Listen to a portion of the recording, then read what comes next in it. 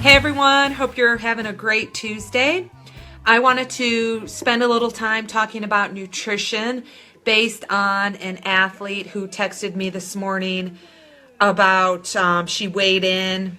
She's about 1 month from her race and she weighs about 4 pounds more than she had hoped to weigh. And so her thought process is to lose the 4 pounds that she wants to lose before race day. She wants to cut back on portions.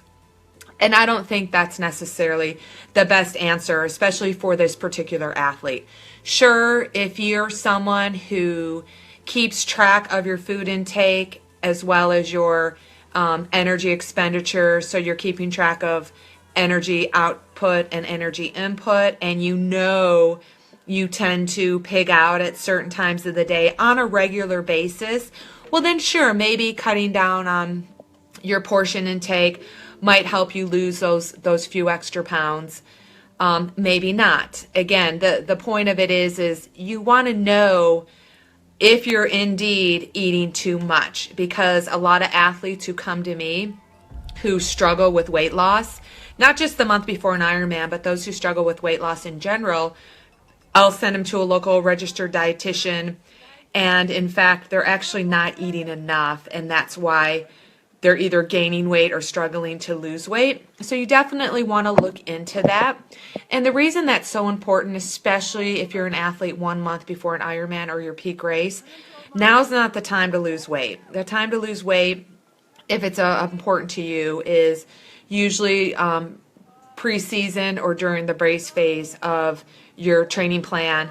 When you get down into the build, peak, and taper, that's when you want to give your body every nutrient it deserves to repair itself from all the hard training you just put it through.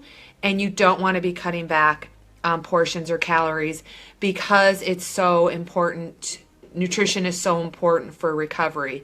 And again, in this specific instance, I believe one reason this particular athlete isn't recovering well is because there's something missing in her nutrition plan, that her body's not efficient at repairing itself for the next day's workout.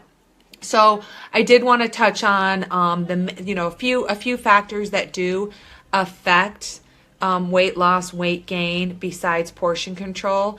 Obviously, what you eat will affect weight gain, weight loss, feeling bloated, feeling heavy, feeling puffy, too many carbs, too little carbs.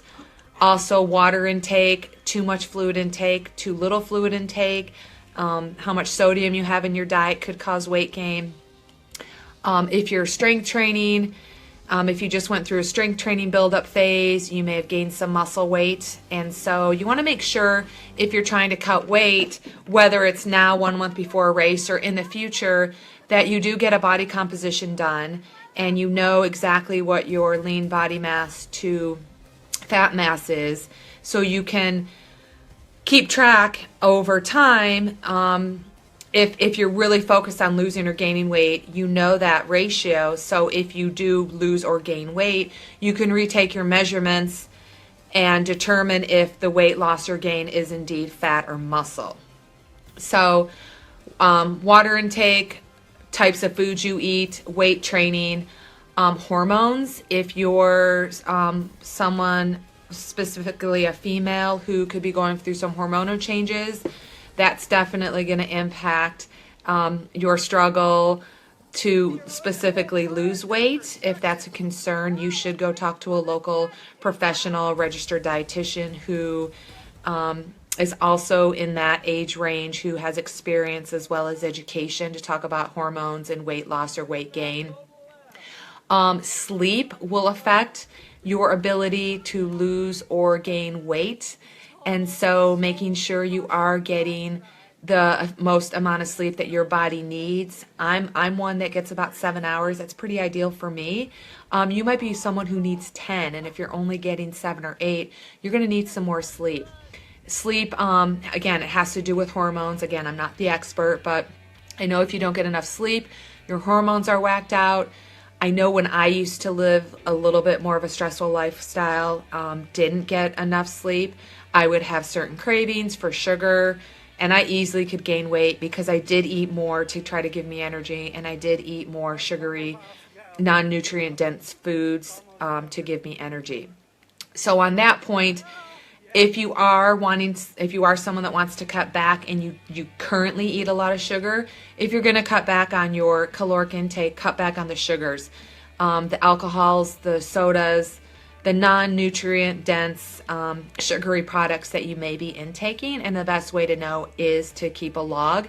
One little thing about those nutrition tracker logs like myfitpal.com, I think it's a great program. I think there's a lot of great programs. I've had most success back in 2008 actually with a program called Calorie King. It was kind of fun. I treated it as a game where if I was under my caloric goal for the day, I got to eat more. And so back then it was kind of a treat to say, ooh, I just earned this extra, whatever it is I was going to eat that was extra.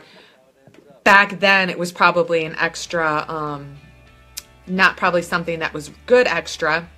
It was more like an extra like pastry or sugary type of bread type product. But again, this was back in 2008. I actually had my best season of my life. So those food trackers are good. They're not 100% accurate. So don't just think because you rode your bike for an hour that you expended 700 calories. How many calories you expend is definitely determined by the intensity of your training as well as the volume of your training. So if you rode an hour at, say 60% of your heart rate reserved or functional threshold power, you're going to expend less calories during that hour ride than, let's say, if you rode at 90% of your heart rate reserved or 90% of your functional threshold power. So, and again, keeping track of your activity, keeping track of your food log, it's pretty general. So you want to do it for like a week. One day you're going to eat more than you expended. One day you're probably going to eat less than you expended, especially if you're training for an Ironman. On those days you do a 30-minute swim, obviously you expend less than the days when you are doing a 5-hour bike ride.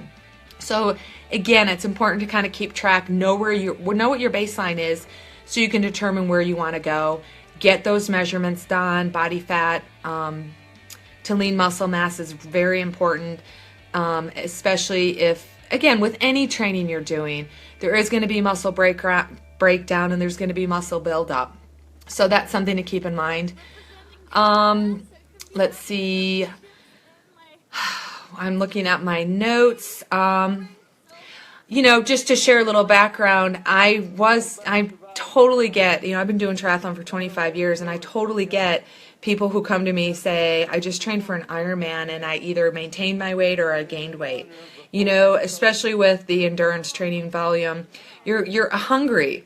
You're not only hungry, but you're constantly trying to refuel for recovery so that you can fuel your next workout. So yes, you can't just train for an Ironman and expect to lose weight if you don't watch what you eat, but you don't want to be that strict on watching what you eat. You just want to follow the general guidelines. In my world, I like the USDA with, about 60-ish% carbohydrate, about 15-ish% protein, and then again, 25-ish fat intake. Know where your fats are coming from, know where your carbohydrates are coming from. Stay away from processed carbohydrates. Choose more natural whole grain, vegetables, and fruit carbohydrates. And if you have questions about that, I actually have a Facebook group that we have just spent the last month, our T2 Endurance Club Facebook group. It was it's the end of National Nutrition Month now, but I was trying to give some healthy tips on meal planning and meal preparation. You could reply to this link below, comment that you want to join the group, and I'll try to guide you on how you can join that group. But if you have questions and you don't really understand how carbohydrates, proteins, and fats operate, if you don't understand anything about that, again, comment below, send me an email, send me a voicemail by clicking on, that would be actually great to send me a voicemail by clicking on the link, the voicemail to the left of my page. And I'd be happy to answer your voicemail and also use it on the Endurance Hour podcast, because if you have a question, probably someone else does. So you're not only benefiting yourself by asking it, you are also benefiting others.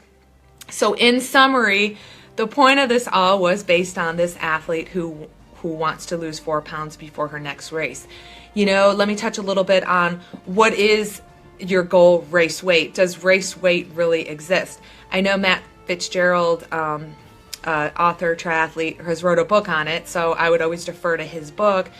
But, I think more important than race weight is what is a healthy weight for you.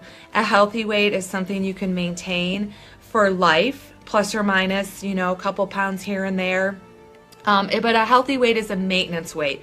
It's not, a healthy weight doesn't always mean it's a race weight or non-race weight. It just means something that's sustainable for you, something that makes you feel really good about yourself, something that keeps you still very strong, fit.